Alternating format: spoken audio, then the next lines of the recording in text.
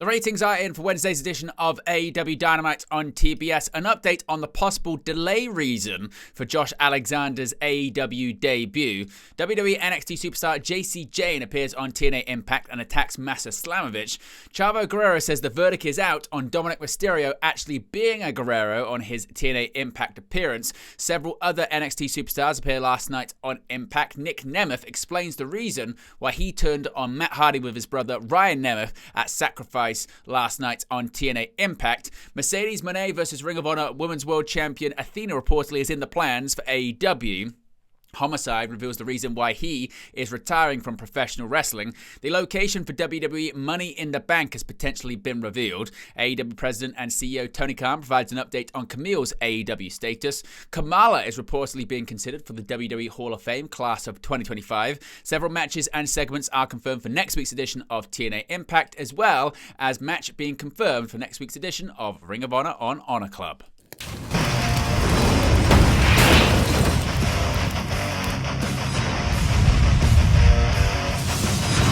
Hey guys, welcome back to Wrestling News 365. Hope everyone is doing very well. As always, there are plenty of news stories to get into in the world of professional wrestling. Before we start, as you can see right there in the sidebar, I will be live later on today for WWE Friday Night SmackDown for a watch-along and post-show. The show will be taking place from Bologna in Italy. It will be live internationally on Netflix. It won't be live till later on USA Network in the United States. But if you get a VPN, you can watch it on Netflix in an international territory like the UK. So be sure to join me. I will be live for a watch along and a post, so be sure to join me later on and see what happens live when Roman Reigns, CM Punk and Seth Rollins are all under the same roof for the first time since Raw a few weeks ago when Roman Reigns returned and attacked both of them. All right, let's begin with today's news stories, beginning with the ratings for Wednesday's edition of AEW Dynamite on TBS. Not only did the bad weather not cause any problems for AEW, but it didn't cause any issues in the TV ratings either, as the Programming Insider and WrestleNomics have both confirmed that the March 19th episode of Dynamite averaged a total of 658,000 viewers. This is both a 5% increase on the previous week's 628,000 viewers and a 10% increase on the trailing full-week average of 597,000 viewers, as well as being the fourth week in a row where Dynamite's TBS ratings have risen, with this show in particular earning the highest average viewership since the Maximum Carnage edition of the show that happened on January 15th. There was even more positive news for AEW in the 18 to 49 demographic, as Dynamite posted a 0.19 number, a 19% increase on the previous week's 0.16, as well as being a 19% increase on the trailing 4-week average, which also sits at a 0.16. This is the highest number posted since the November 2024 episode. Now, in terms of the quarter-hour ratings, these come courtesy of WrestleNomics, so shout out to them and be sure to subscribe to their Patreon channel. However, this was yet another week where AEW faced strong competition as they ranked 6th for all primetime cable telecasts, finishing behind the NCAA men's basketball tournament on True TV, which took the top 3 spots, as well as the NBA on ESPN and the first hour of Fox News' primetime block. So certainly still difficulties for AEW when it comes to strong competition. Keeping with AEW, it had been reported recently that Josh Alexander had become All Elite, but we've still yet to see the former TNA World Champion on AEW television. Now, Josh Alexander is believed to have signed with All Elite Wrestling, but the former TNA World Champion has yet to debut with the organization. Reports in February suggested that Alexander was indeed coming to AEW, but a follow-up report from Fightful Select notes that Alexander sorting out a working visa could be the reason he's yet to set foot in an AEW ring. Alexander is a Canadian native, and he recently made a surprise appearance at Maple Leaf Pro Wrestling shows in his homeland. The Walking Weapon last wrestled on the January 24th date for TNA Impact, performing at his last TNA Impact taping before departing the promotion upon the expiration of his contract. Alexander made no secret of his deal expiring, with reports in early 2024 stating that Alexander would be seeking to explore free agency upon the expiration of his TNA deal.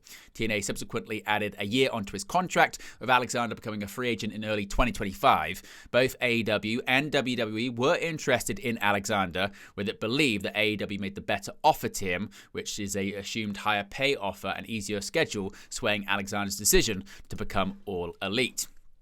Going to last night's edition of TNA Impact, and JC Jane has crossed the line. WWE NXT superstar JC Jane attacked TNA Knockouts world champion Masha Slamovich on the March 20th episode of TNA Impact.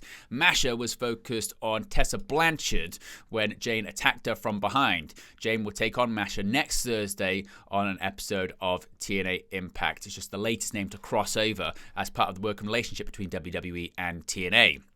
Chavo Guerrero was back on TNA programming. The origin of Dominic Mysterio was discussed on TNA Wrestling. Chavo Guerrero Jr. appeared on the March 20th episode of TNA Impact. He interrupted AJ Francis and Casey Navarro's first-class penthouse as a guest, and Francis made the joke that if he wanted his favorite Guerrero, he would have called his buddy Dominic. Guerrero said that the jury was out about the legitimacy of Dom being a member of the Guerrero family because his mum got around and Eddie Guerrero was good-looking. Of course, Dominic first appeared on WWE television in 2005 in a storyline where Eddie Guerrero was revealed to be his biological father instead of Rey Mysterio. After a back-and-forth exchange that also included Frankie Kazarian getting in the face of Guerrero, the Aztec Warriors duo of Laredo Kid and Octagon Jr. came up to defend Chavo, setting up a trios match for next week's show, pitting Chavo Guerrero Jr. and the Aztec Warriors against First Class and Frankie Kazarian. Speaking with TNA Impact and WWE NXT superstars, we saw quite a few. GT Dolan and Tatum Paxley have crossed the line. WWE NXT superstars Lash Legend and Dakara Jackson appeared on the March 20th episode of TNA Impact, confronting TNA Knockouts World Tag Team Champions Ash by Elegance and Heather by Elegance. After Spitfire made their way out looking for their title rematch, WWE NXT's GG Dolan and Tatum Paxley appeared and said they wanted a title shot. The teams brawled as Santino Marella got things under control. It was announced that Ash and Heather would defend the titles against Paxley and Dolan next Thursday. Of course, Lash Legend and Dakara Jackson previously appeared at TNA Sacrifice. We finally got an explanation from Nick Nemeth and Ryan Nemeth as to why they turned on Matt Hardy at Sacrifice. Nick Nemeth and Ryan Nemeth declared that they were the best brother duo in TNA. After portraying Matt Hardy at TNA Sacrifice, Nick and Ryan Nemeth appeared to speak their truth on the March 20th episode of TNA Impact. Ryan Nemeth introduced his brother, and the former TNA World Heavyweight Champion declared that he made TNA the hottest brand in 2024 and that Matt and Jeff Hardy came in and hogged all the credit. He also declared that he didn't like how they treated his brother Ryan and that he and Ryan were the best brother tag team.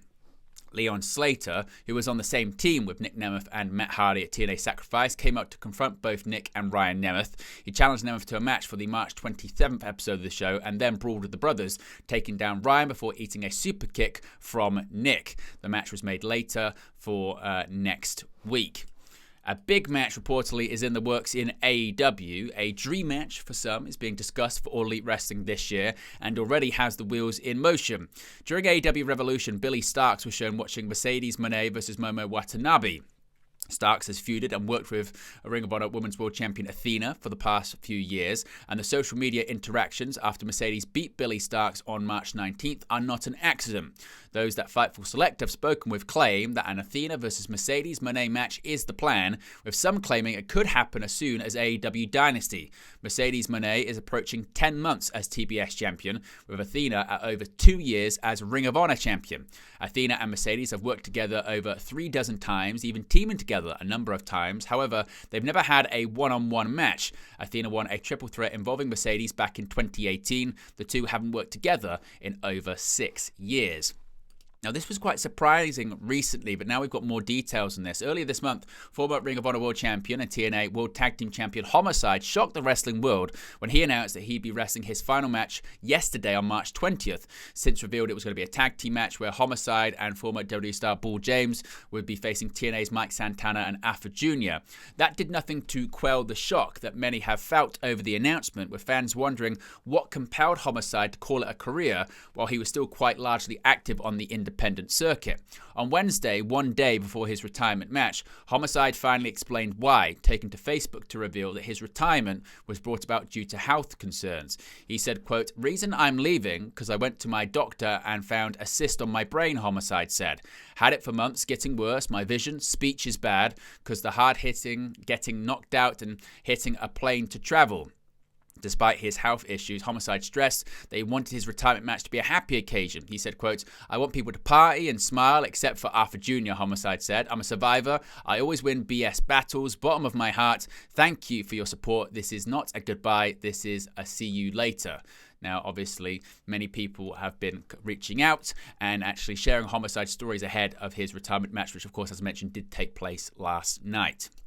We have more details here when it comes to Money in the Bank. The location for the 2025 WWE Money in the Bank Premium Live event has potentially been revealed. With WrestleMania 41 now just a month away, the company announced last week that Backlash 2025 will be the first PLE after the grandest stage of them all, emanating from St. Louis, Missouri on May 10th.